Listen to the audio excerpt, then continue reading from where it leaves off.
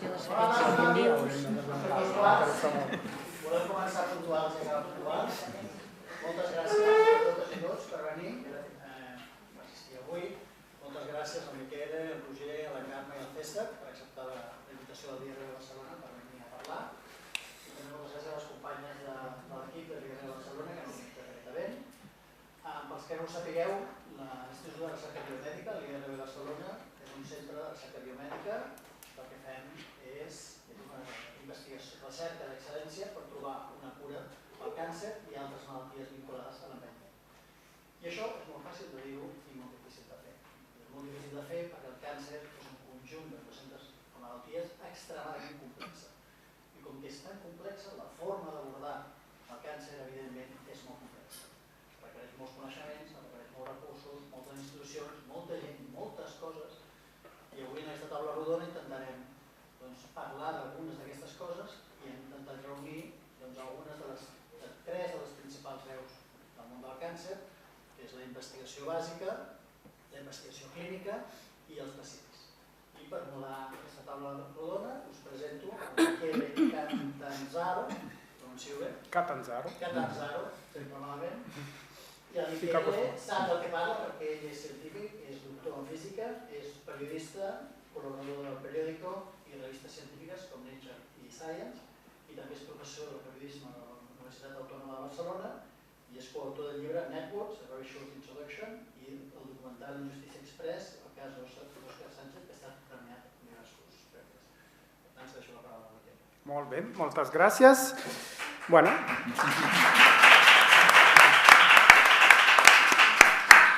Realment aquest vespre us agraeixo la invitació i aquest vespre l'IRB Barcelona ha muntat una alquímia molt especial per això, perquè realment aquí a la taula teniu amb diversos papers tota la cadena que fa el coneixement des que comencem a mirar els gens, les molècules, etc., fins que això després es converteix en quelcom que possiblement li pot canviar la vida a una persona. Llavors jo crec que una cosa interessant d'aquesta taula rodona serà una mica recórrer amunt i avall aquest camí i entendre què és que facilita que hi hagi aquest flux de coneixement i què ho dificulta i quines oportunitats i com podem moure endavant perquè cada vegada més s'obrin noves oportunitats en aquest àmbit.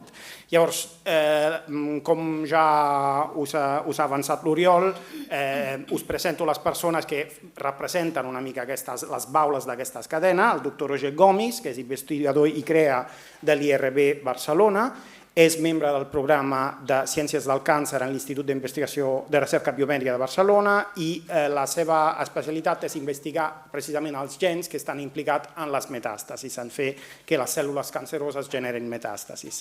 També és professor associat de l'Universitat de Barcelona, fundador d'un spin-off, InBiomotion. Un spin-off vol dir una empresa nascuda arrel de la investigació, llavors una persona que realment pot parlar d'aquesta interfície de la transferència, doctorat en bioquímica per la Universitat de Barcelona i també va estar de postdoc amb el professor Joan Massaguer al Memorial Sloan Kettering Cancer Center als Estats Units. Després tenim el doctor Serrano, César Serrano, metge adjunt de l'Hospital de la Vall d'Hebron, com a metge científic està afiliat també al Vall d'Hebron Institut d'Oncologia i a l'IRB Barcelona. És especialitzat en sarcomes, participa, entre d'altres coses, al programa TRIP Clinics de l'IRB i és doctor en Medicina per l'Autònoma de Barcelona i va treballar durant un temps al Dana-Farber Cancer Institute també als Estats Units. Després tenim la senyora Carme Segura, ella és pacient de càncer de mama, pedagoga per la Universitat Autònoma de Barcelona i ara funcionària jubilada per l'Ajuntament de Barcelona amb una llarga experiència en gestió cultural i associativa. Ha estat presidenta, entre d'altres, dels Juïsos de Gràcia i fundadora del Taller d'Història de Gràcia, entre altres entitats. He de dir que tenim una mesa molt interessant, una amanida molt rica, diguem així. Llavors, començaria precisament amb la senyora Segura. Si ens pot explicar una mica la seva història com a pacient de càncer de mama i també quina relació va tenir amb aquest món de la investigació dels assajos clínics. Així, breument, per començar. Sí, breument. Gràcies, evidentment, per convidar-me a estar aquí a IRB i poder explicar les meves misèries en públic, vull dir que sempre ajuda. Jo vaig tenir càncer de mama, vaig tenir allò, lo típic, que et trobes un nòdul al pit i et fan la primera intervenció, Més? Sí. Et fan la primera intervenció i aleshores em van dir pots estar 1 o 4 nits a la clínica i evidentment vaig estar-hi 4. Per tant, l'inici ja es preveia. L'anàlisi del nòdul va donar 2 marcadors, HER2 positiu i el receptor de progesterona i d'estrògens. Me'n vaig anar al clínic ràpidament, vaig tenir la sort d'anar a parar a les mans de l'oncòloga Montserrat Muñoz i aleshores ja vaig començar el tractament. 8 sessions de quimioteràpia, d'aquestes 8, 4 ja vaig començar amb el Taxotere i amb el Trastuzumab, que seguiria per un any llarg, i a l'acabar aquestes 8 sessions inicials vam veure que hi havia metàstasi en la resta de ganglis, que només havien fet 4 fins al sentinella, i llavors ja havia fet metàstasi. Vaig descansar una miqueta, em van tornar a operar, segona operació en el clínic, i aleshores semblava que ja estava tot net, i ho estava. Em van fer 33 sessions de radioteràpia, vull dir que quimio, ràdio, ja m'apuntava tot, i vaig seguir amb el Trastuzumab tot un any i vaig agafar la hormonoteràpia. Normalment també diuen 5 anys de pastilles i a mi em va tocar 10. 8 anys del tamoxifè i 2 anys de letrozol. Per tant, vaig tenir molta quimio, molta química en el meu cos, intravenosa, cutània, subcutània, oral, i també molta física, perquè vaig tenir la radioteràpia i després també amb problemes amb cor, van haver-me de fer forces proves nuclears, proves d'imatge. Per tant, física i química. Aquesta física i aquesta química, com arribem aquí? Amb la investigació, això està claríssim.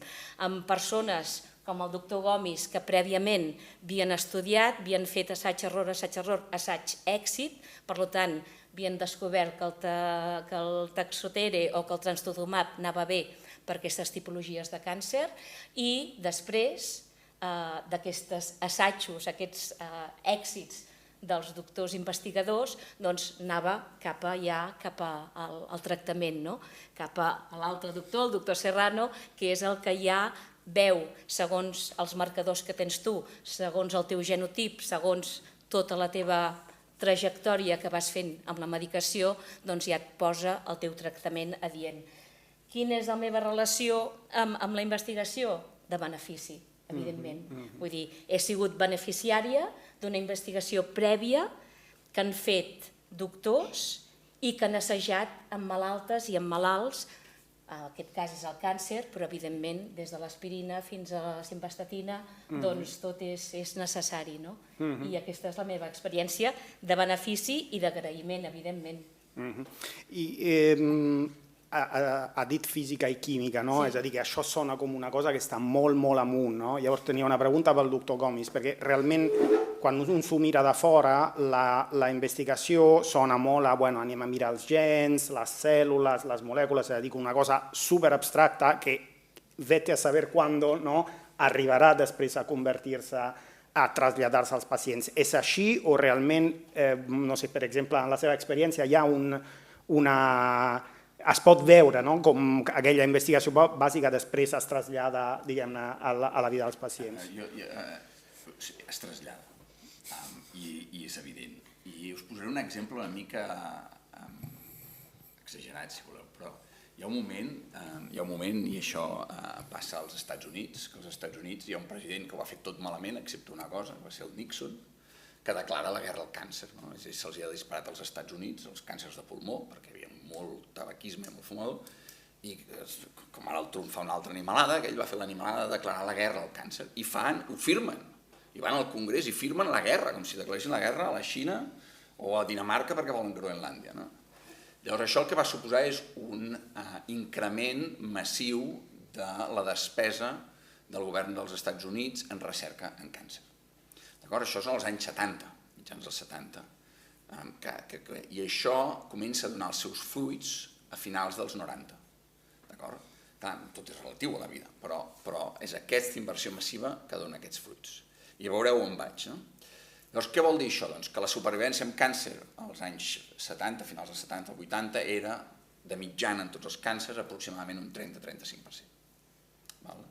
La supervivència amb càncer avui, ja beneficiem-nos de tot això, a 5 anys de mitjana, i penseu que hi ha el càncer de mama i el càncer de pàncreas, que són dos mons diametralment oposats, està de mitjana entre 65 i 70%. Per tant, aquesta inversió en aquests 40 anys està salvant el doble de pacients que salvava abans. Si a més teniu en compte la quantitat de càncers que hi ha hagut, o diguem-ne perquè vivim molt més, tenim un tipus de vida molt més sedentària, perquè estem exposats probablement a més tòxics, és a dir, fumat més, ens hem posat al sol, és a dir, la fita assolida és molt important. I llavors ara vaig a la Carme. Llavors, la Carme és un exemple d'això. És a dir, el trastuzumab és un fàrmac que a Europa s'aprova el 2003. 2003 és fa 4 dies, d'acord? Les Olimpiades hi havien passat. És a dir, quan hi havia les Olimpiades el trastuzumab era un fàrmac que no existia. Les malaltes, i això la Carme ja m'ho ha sentit dir, les malaltes que tenien un càncer de mama HER2 positiu tenien una esperança de vida entre 6 i 12 mesos. D'acord? Avui la supervivència que tenen se'n va per damunt dels 10 anys de mitjana. Hi ha moltes d'aquestes malaltes que es poden curar. I si no es curen, es cronifica la malaltia. Malauradament no són totes, i per això estem aquí. Però, diguem-ne que això és una realitat i és una fita.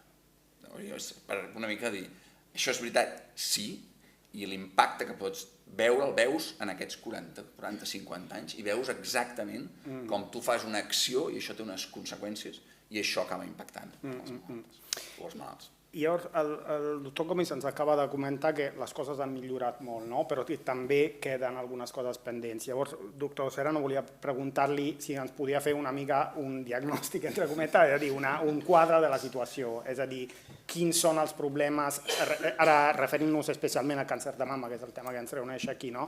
Quins són una mica els problemes oberts en aquests moments? Bueno, primer de tot, com el meu català és més de la consulta, és més del famar o estiris al llit, doncs parlaré castellà millor, perquè així no us faig patir amb les meves incorreccions tota l'estona. Respecto a cómo estamos, ¿no? Aquí se vuelve a que cuando uno más conoce, más compleja es la situación, ¿no? Y se da cuenta de los vericuetos que tiene la investigación y que tiene el cáncer. El cáncer tiene un problema muy grande que se parece mucho a nosotros, ¿no? Un bicho que nos infecta es muy diferente y se pueden hacer tratamientos solo frente a elementos que tiene el bicho y que no tenemos nosotros, con lo cual no lo podemos cargar y tenemos poca toxicidad. Claro, el cáncer deriva de nosotros, son células humanas que se han vuelto locas y ya no hay quien las gobierne, ¿no? Entonces, atacar a una célula humana loca cuesta mucho porque hay un balance entre me la cargo o genero una toxicidad que a quien me cargo es al paciente, ¿no? Entonces, esta es la dicotomía que a día de hoy, o el problema que tenemos respecto a hablar con una curación absoluta cuando la enfermedad se ha extendido, ¿no? Entonces, ¿dónde están las áreas de interés? Bueno, por un lado es la prevención, ¿no? Lo decías tú antes, ¿no? Estilos de vida, eso es lo más barato, prevenir antes que curar, ¿no? Hay otro aspecto que es muy importante y que también parte de esta curación o de esta mejora en el tratamiento del cáncer que ha habido en las últimas 2-3 décadas, ha sido porque cada vez trabajamos mejor. Y trabajar mejor quiere decir que los cirujanos se reúnen con los oncólogos, que somos nosotros, con los oncólogos radioterapeutas, con el patólogo que se diagnostica, y se busca cuál es la mejor manera de tratar a cada paciente, ¿no? Esto es lo que llamamos, la palabra es horrible, comités multidisciplinares, ¿vale? Pues en un comité multidisciplinar es donde se hace todo este tipo de cosas. Se mira a cada paciente cómo es su mejor manera de tratamiento, ¿no? Y esto es algo que tiene que seguir, que tiene que perpetuarse y que cada vez, también es cierto, la medicina va evolucionando en esta manera, se subespecializa más. Yo me subespecializo en un tipo de tumor muy raro, pero también están todos los de cáncer de mama, pues gente que solo ve pacientes con cáncer de mama, porque aprendes más, sabes más, estás más al día de las cosas, ¿no?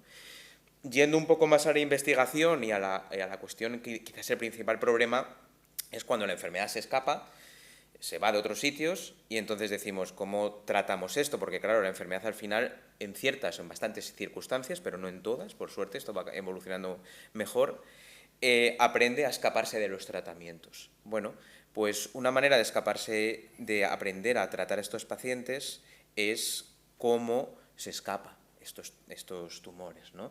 Bueno, un ejemplo muy claro pues ha sido hace un par de años, ¿no? El ensayo en este tipo de cáncer de mama triple negativo, un tipo de cáncer de mama, ojo, ya estamos hablando no de cáncer ni de cáncer de mama, un tipo de cáncer de mama en el cual, bueno, pues hay algunos que son más susceptibles de atacarlos con inmunoterapia, ¿no? Esto es un ensayo clínico publicado hace 2 años, ¿no? Añadiendo el pembrolizumab, ¿no? Más cosas, entender cómo ocurre la resistencia a los fármacos actuales, ¿no? Entonces, toda esta terapia de trastuzumab, pues a día de hoy hay nuevas terapias basadas en el concepto de trastuzumab, ¿no? Atacar una proteína muy concreta en unos tipos de cáncer de mama muy concretos para añadir más éxito al principio, ¿no? Entonces, en base a todo esto, en base a entender, en base a esa investigación que hay en los laboratorios que luego se acaba trasladando a la clínica y que si no hay investigación en un laboratorio no acaba en la clínica. Esto... Y por terminar aquí esta pequeña parte, yo cuando estaba todavía en la Facultad de Medicina hice una estancia de verano en el CENIO en Madrid, estoy hablando de 2002, yo tengo una edad respetable, y entonces me llamó mucho la atención un cartel que tenían, que era de un niño con una silla de ruedas y la pierna estirada, ¿no? Ya te imaginas que tiene un tumor, y ponía, sin investigación no hay curación, ¿no? Y estamos hablando también de hace 20 años o más de eso, y es que es así, sin investigación no hay curación, no se puede decir d'altra manera. Bueno, és una imatge molt potent, no? Sí, ja m'imagino que el deu haver acompanyat durant uns quants anys. Llavors, parlant d'assajos clínics, senyora Segura, em sembla que vostè va participar com a pacient en un assaig clínic. Ens podria explicar una mica com va ser l'experiència? Sí, l'assaig clínic, bueno, com que donava la casualitat de que el meu tumor tenia aquests 2 marcadors, doncs era una cosa que sembla ser que no era gaire habitual, no? Aleshores hi havia un estudi europeu d'uns laboratoris alemanys que estaven estudiant això, dones que tinguessin aquestes 2 característiques o aquests 2 marcadors. Aleshores el clínic m'ho van proposar i evidentment ni ho vaig pensar. Vaig dir, el clínic m'ha donat tant, bueno, estava fet a pols, evidentment, vull dir que estava, però vull dir, em havia donat tant i pensava que havia d'agrair-ho d'alguna manera i que jo havia d'aportar d'alguna manera. Aleshores, doncs, bueno, em van explicar de què es tractava, era això, 50 dones europees, un any de 16 pastilles al dia, que bueno, eren 16 pastilles però que podia ser sigut un gelocatil gros, vull dir que allò semblava 16 pastilles, no.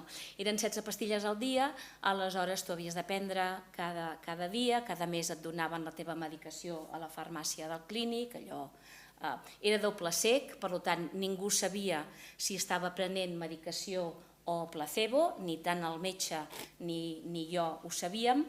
Aleshores el protocol era superextens, allò que t'expliquen per què és, per què serveix, tots els efectes secundaris que eren horribles, i aleshores, doncs, per això, cada mes havia d'anar al clínic, em feien un electrocardio, em feien una analítica de sang i una bateria de preguntes impressionants, des del que menjava, el que dormia, si tenia ganes de relacions sexuals, si tenia ganes de caminar més, menys, vull dir, era una bateria impressionant de preguntes i passat l'any va acabar. No sé si va ser placebo o si va ser medicament, no tinc ni idea, no vaig voler-ho saber, podia haver-ho sabut, però penso que fos A o fos B, fos blanc o fos negre, doncs jo vaig ajudar aquests investigadors i aquests laboratoris que potser ara aquell medicament que just fa ara 14 anys que jo vaig estar provant, segur que ha servit o per descartar-lo o per posar-lo en tractament d'altres pacients. Per tant, estic contenta i molt satisfeta de, a la meva manera, poder haver ajudat una miqueta a la investigació i repeteixo el que deia abans, ajudar a que altres dones actualment es beneficiïn de medicaments que jo fa 14 anys no vaig tenir.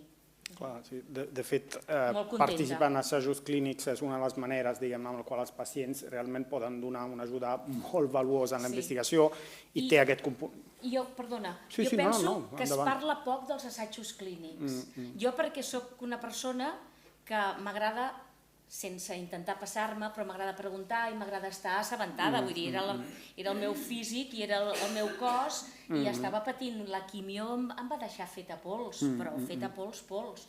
I aleshores, doncs, preguntava, no? I clar, suposo que entre els dos marcadors que ja indicaven aquesta carència i després el meu caràcter me'n van parlar, però jo no sé si no hagués sigut una persona tan oberta o tan xerraire ho haurien ofert, no? Llavors penso que és una cosa que es coneix poc i que potser parlant-ne més hi hauria més possibilitat o més malalts i més malaltes que, jo què sé, potser s'oferirien o potser coneixent-ho diria, escolta'm, jo tinc això i això. O sigui, penso que és una cosa que és bastant reservada, que segurament... No sé si voleu comentar. Suposo que també és normal que sigui reservat, perquè també, ja et dic, els efectes secundaris, és que eren per dir, bueno, senyors, ja no em tiro endarrere, perquè eren horribles, i t'ho explicaven. Una cosa també és cert, que tu deies, ho planto avui, i ningú et podia dir, ei, tu has pensat bé, Carme, vols seguir una miqueta més, va, que falta... No, tu dius, no segueixo i ja no segueixo. Però penso que hi hauria més gent que potser podria participar-hi si aquest tema es conegués més. No sé com ho veu, doctor Serrano, si Bueno, es que els lo publiciteu... has explicado, Carmen, la mar de bien qué es un ensayo clínico y qué hay detrás del paciente del ensayo clínico, ¿no? O sea, un ensayo clínico, al fin y al cabo, es investigación. O sea, no nos engañemos, está la investigación en laboratorio y la investigación clínica, parte de la investigación clínica es un ensayo clínico en donde se comprueba si un fármaco, bueno, ahí es muy larga, ¿no? Desde fases 1 iniciales con fármacos experimentales nuevos que no se sabe muy bien todavía nada de actividad en paciente ni toxicidad en paciente, a cuando un fármaco va llegando a un estado en el que se compara con el fármaco habitual o el estándar en ese momento, ¿no? Entonces, esta es la única manera de que a día de hoy tengamos tratamientos, no existe otra. O sea, está la medicina basada en la experiencia y la basada en la evidencia, ¿no? La basada en la experiencia es... Bueno, es como cada maestrillo tiene su librillo, que ojo, que viene muy bien pues para con los pacientes individualmente, para ciertas cosas, pero a día de hoy nos movemos en una medicina basada en la evidencia. Hay una evidencia científica y yo doy este fármaco a esta paciente basado en esto, ¿no? Y no basado en un truco que me saco de la manga, ¿no? Entonces, esta es la manera en la que se desarrollan. Y es cierto que, bueno, pues hay un punto altruista grande de los pacientes, las pacientes, para... bueno, participar en un ensayo clínico, porque realmente no sabes si va a ser placebo, va a ser un fármaco A o un fármaco B, y si el fármaco A, que es el nuevo, puede ser mejor, pero también puede ser peor. Si es que bueno, peor en el sentido puede ser más tóxico, o sea, tampoco es algo que se sabe. A día de hoy es cierto que cada vez hay más información a la hora de llegar a un ensayo clínico, los pacientes están cada vez más seleccionados por biomarcadores, o sea, no tiene nada que ver como hace 15 o 20 años, ¿no? A día de hoy, pero bueno, está la labor altruista. Y también otra cosa que me quiero subrayar, y ya os dejo, una parte altruista también, porque lo veo con los pacientes en la consulta, claro, nosotros hacemos mucha investigación también y entonces, bueno, les pedimos muestras de tumor que le han quitado, de una muestra de sangre, para luego analizarlas y que los pacientes altruistamente, perfectamente, yo creo que nunca he tenido a nadie que me haya dicho que no firma, porque todos dan muestras, porque sabiendo que no se van a beneficiar ellos personalmente, pero que va a haber alguien que se beneficie en algún futuro, ¿no? O que sin eso no va a haber nadie que se beneficie también, ¿no? Entonces, bueno, es una manera muy altruista y muy colaborativa que por suerte se mantiene y mantiene muy rico el ambiente, realmente. És altruista però també és egoista, Clar, Bueno. és egoisme. Clar, O sigui, és un egoisme ben entès, però no deixa de ser altruista, però estàs pensant, tu ja ho has passat, però tindràs a la teva neboda o a la teva amiga o al teu veí, clar. o vull dir que no deixa de ser un cert egoisme. Sí, jo crec que aquí hi ha aquesta idea que no t'apuntes a l'assaig clínic per tenir tu un benefici immediat, que no està garantit i així, sinó és realment un contribuir a l'ajuda en general. Llavors, hi havia un punt que volia preguntar als doctors, amb dos qui vulgui comentar, era si en la vostra pròpia experiència com a investigadors heu tingut històries d'aquesta transferència, no? De començar a treballar en ciència bàsica i després arribar, i també, diguem-ne, els programes en els quals participeu, de quina forma ho faciliten o... Si vol començar vostè, Sí, Gómez? en el nostre cas, sí, tenim dues situacions d'aquestes. És a dir, la recerca clínica és molt important per determinar si el tractament o no serà positiu pels pacients eventualment. La contribució dels pacients o malalts és molt important, tant en la donació de mostres com en la participació dels assajos clínics, però el que és cert és que per canviar l'statu quo, l'única cosa que canvia l'statu quo és la recerca bàsica. És a dir, és aquell descobriment que transgiversa totalment el com entenem el problema fins a aquell moment. L'exemple que per tots és conegut són les vacunes d'mRNA amb el Covid. És una nova manera de fer les vacunes que va permetre que en un any tots tornéssim a estar al carrer. Si no, ens haguéssim hagut d'estar 3 anys a casa o 3 anys amb una mascareta posada. Això és el que fa evident. Això és una tecnologia que no existia abans. I que durant uns anys gent havia fet recerca que no havia mai encara arribat a passar. En el nostre cas, sí, nosaltres, l'aproximació, i això és l'aproximació de l'IRB, i aquí venc la moto, si voleu, em poso el barret d'IRB, l'aproximació de l'IRB, i això és un goig com a investigador, és que nosaltres ens donen llibertat, és el que ens diuen, feu ciència d'excel·lència, i si voleu, només tenim una restricció, és que ho fem amb un objectiu de donar resposta a certes necessitats mèdiques. Però ningú ens diu si hem de treballar amb la mosca o amb el ratolí, i ningú ens diu si hem de treballar amb aquest gen o amb l'altre gen, sinó que ens diu, escolta, home, feu el millor que sapigueu per això. I nosaltres en un determinat moment vam tenir una idea d'intentar entendre la metàstasi aproximant-la com Darwin va aproximar la teoria de les espècies. Darwin, si tots sabeu, va dir allò dels ocells que van des de l'Equador cap a les Galàpagos, se'n van cap allà, i llavors van anar cap a les illes, cap avall, cap avall, cap avall. I el que veia és que els ocells que eren a l'Equador tenien el coll llarg i les cames llargues, perquè menjaven, anaven picotejant per tot arreu. I que a mesura que s'anaven cap a les zones de més fred, què van fer els ocells? Coll curt i cama curta, i al final tenim els pingüins que només neden, perquè a damunt de la superfície no hi ha res.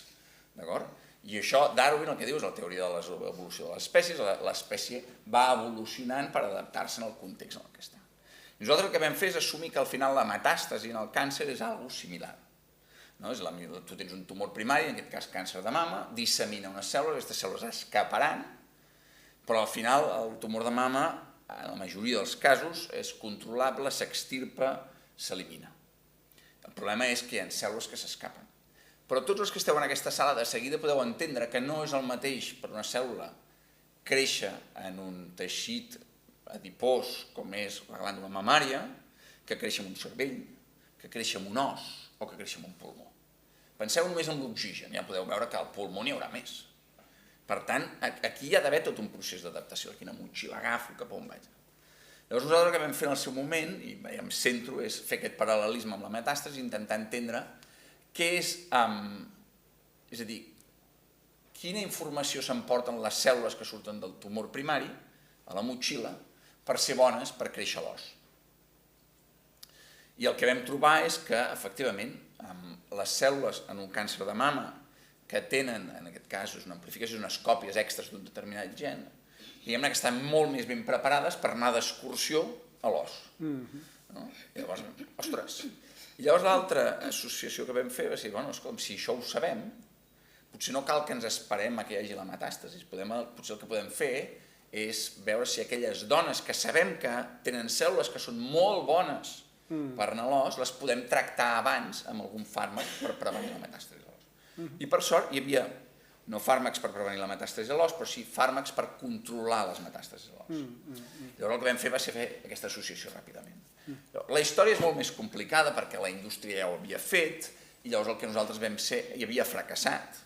I aleshores nosaltres amb l'ajuda d'uns, i això ja és la segona part, tu crees el descobriment però necessites algú que t'ajudi a portar a l'eureka, és a dir, aquella idea amb alguna que tu puguis enviar a un hospital, que pugui anar amb DHL o amb Seur, i que a l'hospital ho puguin rebre, ho puguin posar allí, puguin agafar, sabeu aquell gomet amb aquell codi de barres que pengen en un paper? Això vol dir que ho puguin facturar, és a dir, que ho puguin facturar, que algú pagui, i llavors hem tingut uns inversors, en aquest cas, que ens han ajudat a fer tot això i, de fet, diguem-ne que ells ho han desenvolupat i més aviat l'IRB tindrà un retorn quan això sigui més productiu.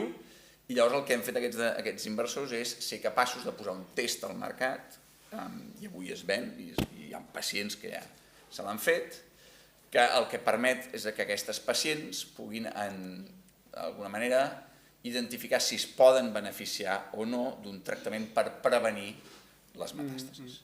I això funciona o no funciona? Els assajos clínics que hem fet, el que ens permeten veure és que les pacients que reben aquest tractament, i això ho estratifica aquest marcador que hem trobat, doncs si el poden rebre milloren la seva supervivència en una quantitat important, i si no, no se l'han de prendre perquè, com molt bé explicat la Carme, desgraciadament els fàrmacs en oncologia doncs home, no són innocus, d'acord? I llavors aquests pacients que no es beneficiaran, el fàrmac de fet els fa més toxicitat. I per tant és una cosa que no has de donar, que has d'evitar. Llavors això és un dels exemples de com amb una recerca, i he intentat fer el símil de la teoria de Darwin de l'evolució de les espècies passades al laboratori, fet amb ratolins i amb tota la història. En la història que has explicat es veu com una idea que és una idea totalment científica, no? És a dir, anem a mirar o a fer un model de com les cèl·lules surten de... com d'això després es converteix en una cosa que envies per DHL. Exacte, i hi ha algú que fa a l'hospital i que quan el pacient rep l'informe té una línia més. Això a vegades vist des de fora sembla com una mica místic, no? És molt interessant escoltar que després a un determinat punt necessites uns inversors, necessites unes coses pràctiques. Llavors volia preguntar-li, doctor Serrano, el seu punt de vista més com a investigador clínic, no? Per exemple, vostè participa en aquest programa TRIP Clínics, com funciona aquesta transferència, diguem-ne, des d'aquesta altra banda, no? Tant la banda del laboratori estricte, tot i que vostè també fa recerca bàsica, diguem així, però si em pot explicar una mica... Sí. Aquí la cosa interesante es todo esto que ha explicado ahora mismo Ruyen, ¿no? Y cómo desde un laboratorio toca, bueno, no voy a usar la palabra mendigar, pero casi gritar para que le hagan caso desde algún hospital, ¿no? Y en algunas industrias, pues bueno, es muy importante unir lo máximo posible quien hace investigación en un laboratorio y quien hace investigación en la clínica para que haya un flujo constante y fácil de un lado a otro, ¿no? Entonces, hay muchos centros de investigación, cada uno con su filosofía diferente, ¿no? El IRB es un centro de excelencia europeo e internacional en investigación básica, no solo del cáncer, ¿no? En programas que también comparten otros tipos de enfermedades, ¿no? Muy interesante todo. Entonces, y luego tenemos pues los grandes hospitales, ¿no? Mastodontes, como el Hospital Vall-d'Hebron, donde estoy yo, donde hay pues miles de pacientes nuevos al año, que es la realidad también, ¿no? Entonces, este programa de TRIP Clinics, que es una idea excelente que surgió pues desde el IRB con financiación de la Generalitat y de la Caixa, lo que busca es pues, bueno, unir un jefa de grupo del IRB con un clínico de referencia externo que en una patología concreta, ¿no? Busca que haya una sinergia, generar un laboratorio conjunto donde, bueno, vayamos clínicos al IRB, porque somos, hay que decir, lo más exótico que pueda haber en el IRB, ¿no? Un clínico. Entonces, bueno, se generan laboratorios conjuntos que eso lo que hace es facilitar mucho en un lugar físico. Una persona, como yo voy todos los miércoles al IRB, bueno, pues voy allí, estoy en el laboratorio, estamos con la gente en el laboratorio, me reúno con Cristina Mayor, que es con quien yo tengo esta parte del proyecto, pero luego también pues voy a la institución, voy a los seminarios de nodo, que son los miércoles, que por eso también voy, intento ir a la reunión de jefes de grupo, bueno, intento estar interaccionando en el centro y también aportar de algún modo pues una visión clínica, porque al final, bueno, yo conozco mucho la realidad de pie, que es el paciente, los pacientes, los problemas reales. Bueno, puedes decir, mira, voy a combinar un ejemplo práctico, podemos combinar estos dos fármacos. Yo puedo decir, esto es una idea horrible, vas a matar al paciente si combinas estos dos. O vamos a buscar, si no, un tratamiento que se dé de manera estable, pero otro intermitente, que tenga además un sentido biológico, pero que luego el paciente lo pueda tolerar. Porque claro, por poder las células, yo esto lo he dicho muchas veces, el cáncer ya lo hemos curado en las células de cáncer y en los ratones en laboratorio, eso ya está curado, pero luego está el paciente. Entonces, esta interacción busca que sea una palanca enorme de toda la investigación que se hace en el IRB hacia la clínica, con conexiones. En este caso, pues participamos dentro de los 3 programes que hi ha en el TRIP Clinic, 2 somos del Vall-d'Hebron i 1 és del Clinic. No? Bueno, us havia promès que obriríem la caixa negra de com funciona aquesta cosa i crec que ho estem aconseguint, no? És a dir, ens estem explicant realment el paquet de DHL i anar el dimecres al laboratori i parlar d'aquestes coses. Llavors, bueno, Tindrem, ara d'aquí 3 minuts, obriré, és a dir, que comenceu a pensar preguntes, perquè hem reservat molt de temps per totes les preguntes, però volia preguntar un últim tema, diguem, així, començant per la senyora Segura. Quan parlàvem quan preparàvem aquesta taula rodona em va explicar que a més amb aquesta participació en l'assaig clínic hi ha una altra manera en la qual està contribuint a la investigació, que és amb mecenatge, diguem-ne.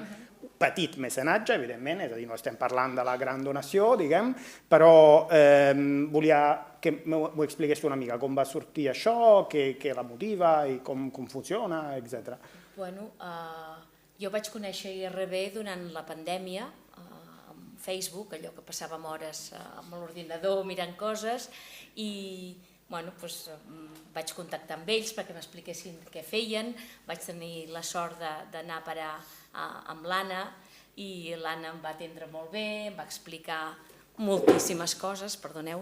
Aleshores, doncs, una col·laboració és estar avui aquí amb vosaltres, vull dir, intentant explicar aquesta part de pacient, i l'altra, doncs, és, evidentment, el mecenatge. Cadascú que podem ajudar, penso que ho hem de fer-ho. Tenim la Marató de TV3, que s'ha fet allò, la icona de Catalunya, però no només existeix la Marató, que ha anat molt bé perquè ensenya realment projectes d'investigació, vull dir que ha fet molta pedagogia molt bona, no? Però que a part de la Marató hi ha això, hi ha la investigació diària de molta gent que no és tan coneguda ni tan famosa com el Messi o com el Neymar i que fan una feina excepcional per benefici de la societat, per benefici nostre, no? I aleshores aquest mecenatge, doncs jo sempre ho dic, si tots ajudem a fer una millor societat, tots en sortim beneficiats. Per tant, jo allò que animo a la gent a col·laborar amb el que pugui, quan pugui, perquè tota donació és positiva, perquè tot suma, tot suma. Llavors, 5 més 5 més 5 fan un suma, no fa falta donar-ne 50 o 500, sinó que si tots posem el 5 arribarem als 5.000. Per tant, el mecenatge, torno a agafar la paraula d'abans, no deixa de ser un egoisme per la societat, un egoisme per nosaltres i per benefici dels altres. Egoisme per l'humanitat, diguem així, com a éssers humans. No, està molt bé com a metàfora, està molt bé com a metàfora. La meva relació amb IRB va ser això, aprendre, conèixer-los. Vaig anar a una primera xerrada en la qual hi havia el doctor Gomis, hi havia un doctor del clínic, el doctor Prat, i una pacient. Vaig començar a conèixer-los i avui estic aquí amb vostès. Per tant, el mecenatge és important, no només per la Marató, sinó les petites aportacions que puguem fer tots, perquè aquesta gent pugui estudiar, pugui treballar i tinguin un sou digne, perquè aquest seria un altre tema parlar-ne, no? Vull dir que no són els sous dels futbolistes, precisament. Que tant de bo n'hi hagués més d'aquesta mena d'egoisme. I llavors, des del punt de vista vostre d'investigadors, aquestes petites aportacions, perquè clar, el que feu vosaltres és molt car, no? Llavors a vegades un s'ho mira de fora i diu, bueno, sí, està molt bé com a gest de solidaritat, però realment ajuda o el que necessitaríeu seria el gran mecenatge del mil milionari? Això també, vull dir que allò... Jo crec que és una suma de coses. Qualsevol cosa ajuda, perquè com molt bé diu la Carme, només estar aquí ajuda. Nosaltres tenim una tasca també, que és explicar allò que fem i per què ho fem, i això és important i que la gent conegui. I a vegades això també... Tots al final tenim algú proper que ha passat per la malaltia, no? I a la gent que ha passat per la malaltia a vegades també li va bé poder tenir fòrums i llocs on poder escoltar. Llavors jo crec que tot això és una part d'aquest mecenatge, si tu vols. N'hi ha una altra que és el 5 més 5 més 5, tot ajuda. I per què tot ajuda? Mireu, per sort o per desgràcia, la realitat del nostre país és que la investigació es fa amb recursos públics, principalment. 90 i escaig per cent, 99%. Això és diferent amb altres entorns, però en aquest entorn és amb recursos públics. I a vegades els recursos públics tenen situacions que són complexes de gestionar. Per exemple, hi ha recursos públics que tu pots demanar, per exemple, a Europa, i això us poso un exemple perquè veieu la realitat del dia a dia, que et permeten, per exemple, comprar un equipament, i tu necessites aquell equipament perquè si no, no pots fer una certa... O sigui, entendre o fer-te una sèrie de preguntes que són les claus. Aquest equipament normalment no és barat, com ho deia la Carme, i és allò, a vegades fem la broma, no? Bueno, això val com un Ferrari, no? Amb la diferència que el Ferrari doncs, el passeges i l'ensenyes, i això el fas anar tot el dia i en 3 anys ja se t'ha fet obsolet, no? El Ferrari puja de valor molts anys, no? La màquina que nosaltres tenim no puja de valor. Què passa? Que per aquesta màquina tu has d'anar i demanar recursos, i això vol dir que t'has de presentar en concursos competitius, convèncer que aquesta màquina la necessites, per què la necessites, això passa en uns comitès, etc. Però llavors et ve a Europa, no? I Europa el que et diu és, molt bé, jo li financio, però només li financio el 50%. Dius, ostres, necessito l'altre 50%. Llavors dius, bueno, aniré a parlar amb la gerent o amb el director de l'institut perquè m'ajudin a trobar aquell 50% i estàs tot entusiasta, no? Llavors dius, bueno, és que això, clar, això de molts diners haurem de parlar amb la Generalitat, haurem de parlar... I al final, mira, uns pels altres, ja tenim els diners, però, ojo, hem de veure que no estiguin contaminats. Què vol dir que no estiguin contaminats? Que vol dir que no estiguin contaminats vol dir que Europa et dona el 50% dels diners, però et posa una exigència. És que l'altre 50% dels diners no pot venir de cap de les maneres d'Europa. Llavors direu, home, no ve d'Europa, perdoneu. Molts dels fons que fa servir la Generalitat o que fa servir el govern espanyol venen dels fondos NECs, és allò que sentiu a vegades, els fondos, els PERTEs, els fondos NECs. Tot això perquè Europa dona diners per fer recerca. Europa ja no dona diners per construir carreteres. Llavors el que fa l'Estat i fa la Generalitat és construir les carreteres amb els impostos de tots nosaltres, i la recerca fa servir els diners d'Europa. Llavors tu et trobes una situació que dius, necessito aquesta màquina, me donen els diners, imagina una màquina que val 1 milió d'euros, em donen 500.000 euros, però els altres 500.000 euros me'ls prometen, però no me'ls poden donar, no serveix, està tot contaminat. Llavors és allà on intervé. Llavors aquí on intervé recursos que a vegades podem treure de fundacions privades, d'associacions de malalts, que també tenen una tasca molt important, en càncer a Espanya l'AECC té un pes molt, molt important, CRIS contra el càncer, FERO, l'associació de dones de càncer de mama metastàsic, és a dir, hi ha una sèrie... Tots aquests fons us donen aquella flexibilitat que et pots comprar la màquina sense haver de passar 20.000 concursos. A vegades, i això és molt important que se sàpiga, no? A vegades aquests petits gestos del 5-5-5, un veu allò la famosa guardiola de les senyores aquelles del càncer de mama que van i posen l'estafeta el del Dia Mundial del Càncer, i la gent pensa, això serveix d'alguna cosa, donar €1? Ostres, si serveix. Llavors, això és intentar posar en context el per què el mecenatge, tant des de la col·laboració altruista fent coses, perquè a vegades no es tenen recursos, com la col·laboració amb petits recursos, com la col·laboració amb més recursos, tenen un efecte catalitzador i multiplicador. És com els crèdits dels bancs, no? Perfecte. Una mica perquè s'entengui. No,